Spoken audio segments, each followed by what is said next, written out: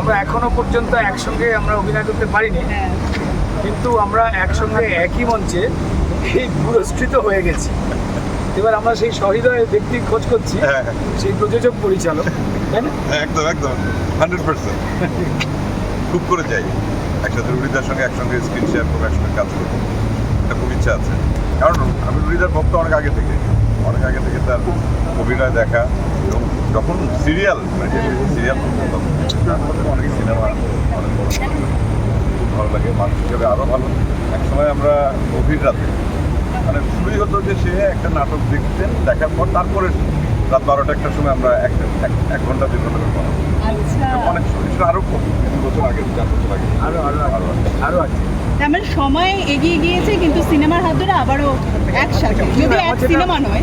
আমার নিজের যেটা মনে হয় যে একজন শিল্পী, তিনি যদি অন্য শিল্পীর ভালোটাকে যদি গ্রহণ করতে একটু পিছিয়ে পড়েন, তাহলে তিনি নিজেই পিছিয়ে পড়েন। তো সেই ক্ষেত্রে আর কি ওই সেই সংযোগের জায়গা তো হয়েই যায়।